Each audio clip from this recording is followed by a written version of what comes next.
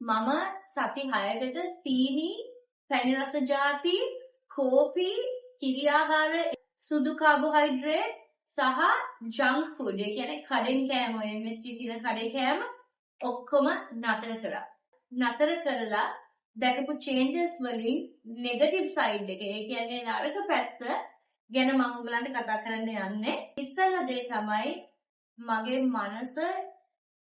මනස හෙල්ත් එක my mental health මගේ මානසික ආතතිය ඩික්ලයින් වෙන්න ගත්තා. ඒ කියන්නේ පොඩ්ඩක් ડિප්‍රෙෂන් වලට වගේ එන්න ආවා. ඉස්සෙල්ලා සත්‍යෙක කිසි ප්‍රශ්නයක් නැහැ. හරිම සන්තෝෂයි, ඇඟට හරි ලයිට්, හරිම හැපි. තුන්වෙනි සතිය පටන් ගන්නකොට ඔන්න හිමින් ડિප්‍රෙෂන් වගේ එනවා.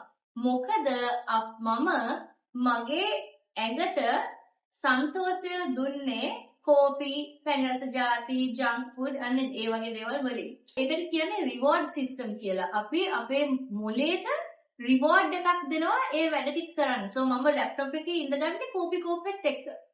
රයිට් දැන් ගොඩාක් ෂෙඩියුල් මීල් ප්ලෑන්ස් වර්ක්අවුට්ස් හදන්න තියෙනකොට මම කෝපි එකත් එක්ක ඉඳ ගන්නවා. ඒතකොට නැත්තම් මම ලොකු වීඩියෝ ෂූට් එකක් කරලා මට රිවෝඩ් එකක් හැටියට මම චීට් මීල් එක ගන්නවා.